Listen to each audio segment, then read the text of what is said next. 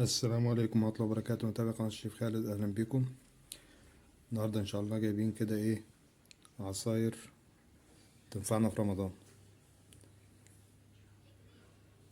عندنا هنا عصير جزر بالبرتقال بس معمول بطريقة جديدة.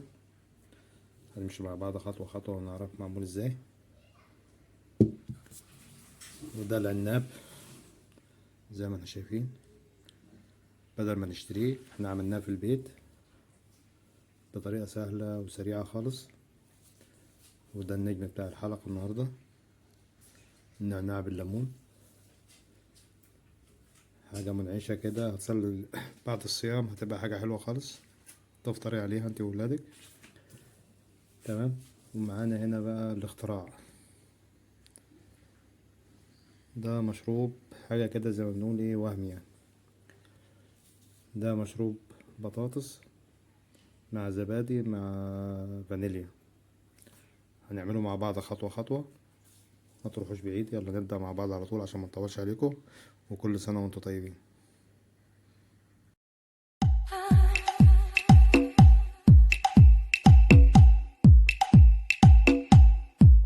معانا هنا نص كيلو جزر، نص كيلو برتقال. أول حاجة هنعملها هنقشر الجزر ده. بعد كده هناخد الجزر ده هنبشره على المبشرة. في ناس كتيرة بتسلقه، السلقان هو بيعمل حاجة واحدة، ان هو بيضيع الفيتامينات اللي موجودة في الجزر كله. فعشان كده احنا هنعمل حاجة جديدة، هنعمله فريش. هناخده الأول من المبشرة ونشوف. زي ما احنا شايفين كده الجزر البشر اهو. تمام. الخطوة التانية هنقطع نقشر البرتقال.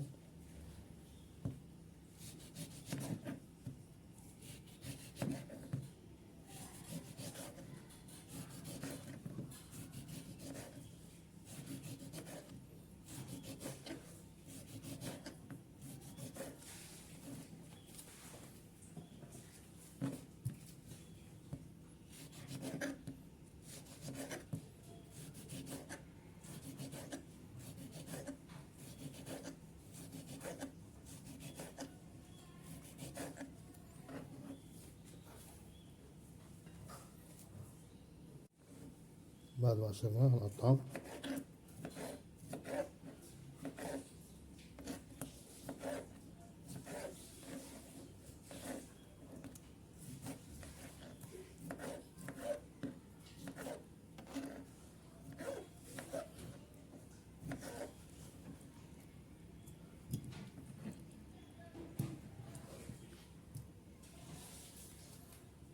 بعد كده هناخد نص كمية الجزر اللي اتبشر نحطها في الخلاط.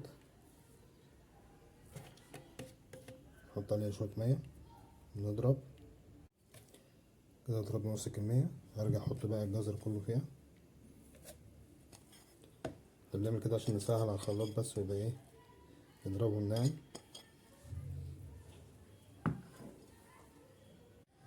كده الكمية بقى مضربة زي ما احنا شايفين. هحط البرتقال تاني، هحط معاه معلقتين سكر. هو كده كده الجزر فيه سكر والبرتقال فيه سكر. السكر زي ما حسب الرغبة يعني، بس أنا بفضل أحط معلقتين سكر. أحط كمان شوية مية ساقعة. ونرجع نضرب تاني. كده العصير بتاعنا جاهز خلاص. قدامك حل، عايز اصفيه صفيه، مش صفيهوش زي ما هو كده بيبقى حلو اهو. انا مش هصفيه، هخليه زي ما هو.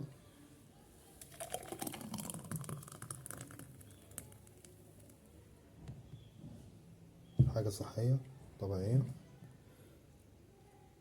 بالهنا والشفا. ممكن بقى نحاول نزوق مثلا، لو احنا هنزوقه ورقة نعناع حتى معاه كده. نعمل بقى عصير الليمون بالنعناع، حاجة منعشة قوي جميل. يلا نبدأ. أول حاجة أنا بجيب الليمون وأقشره.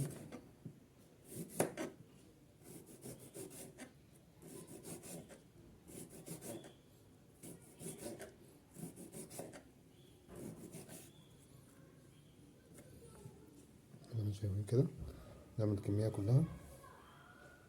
قشرنا الليمون هنقطعه، نحاول نطلع البذر منه.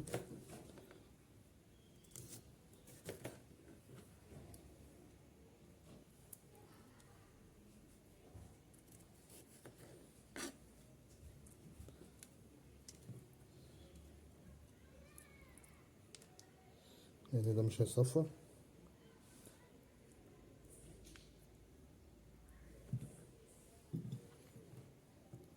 كمل. ناخد النعناع نقرطفه بقى زي الملوخية كده، ناخد الورق بتاعه نحطه مع الليمون.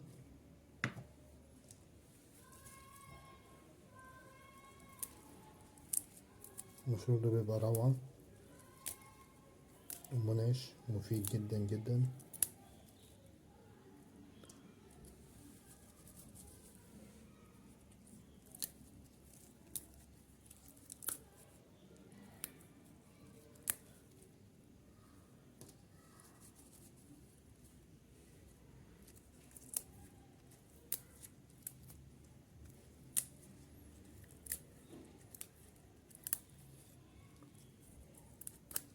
ممكن تاخدوا برضو الفروع دي وتزرعوها في البلكونة، يبقى عندكم نعناع فريش على طول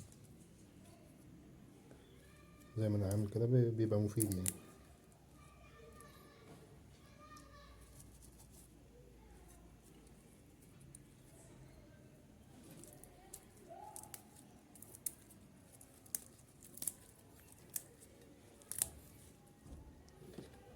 كده تمام. نجيب الخلاط بتاعنا الجميل، نحط الحاجة كلها على بعض. معانا من الساعة نعمل قد كوبايتين يعني.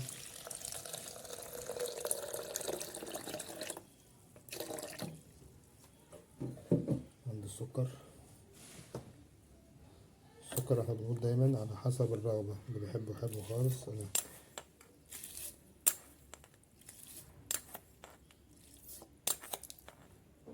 انا حطيت 5 معالق كوبايتين.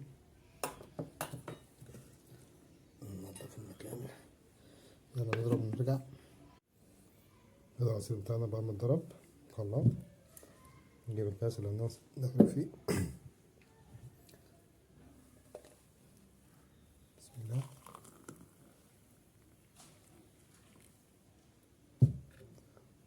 نبقى شايفين كده.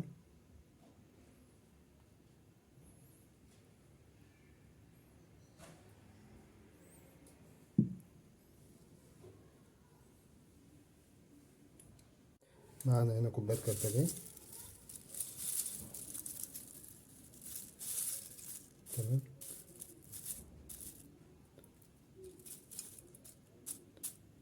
زي ما احنا شايفين.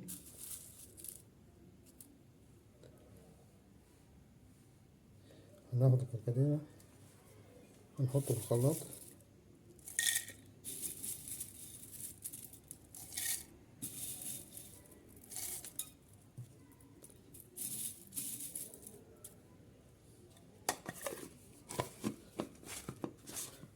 نضربه كده بعد ما اتضرب. نحط بقى الكمية بتاعتنا.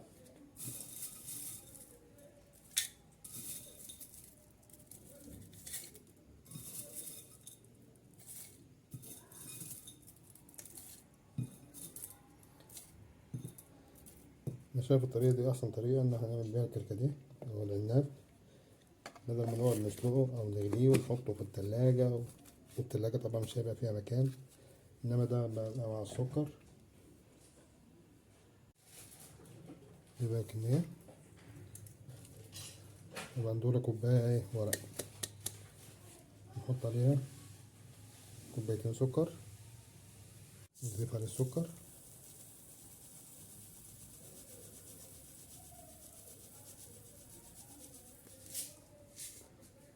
نقلب.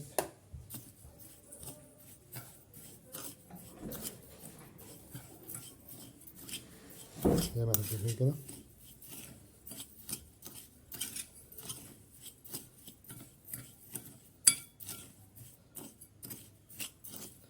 نقلب كله في بعضه.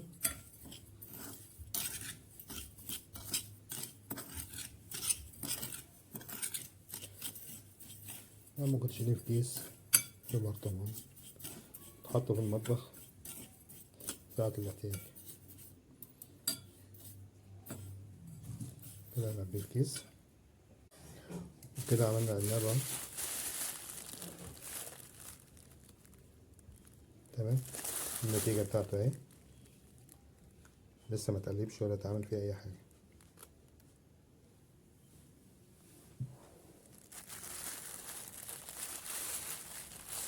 وبالطريقة دي ممكن نعمل برضو التمرين دي.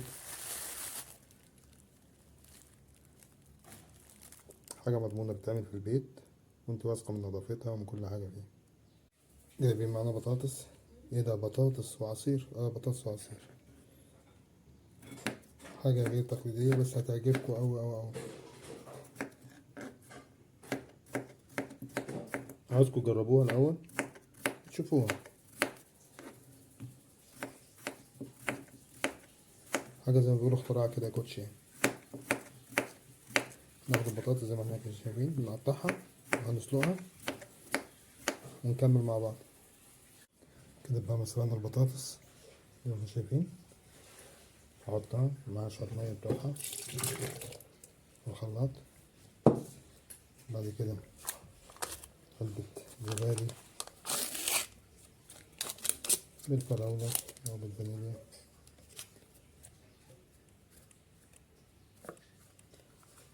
بعد كده شوية مية ساقعة.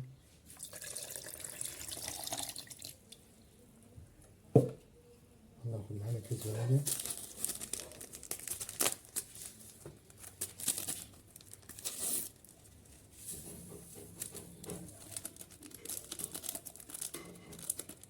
تمام. هنجيب السكر برضه حسب الرغبة، وهنضرب ونشوف. نزود مية تاني عشان تقيلة شوية. كده بقى ضربنا الخليط. ممكن تستبدلي المية وتدي لبن، يعني تدي لبن عادي. هنكب بقى بالكاس. هنكب الكاس بتاعنا. شوف الخليط عامل ازاي.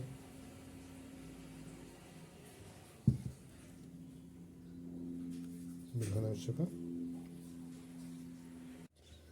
ده بعد ما تقدميه لأولادك محدش يعرف ان هو بطاطس.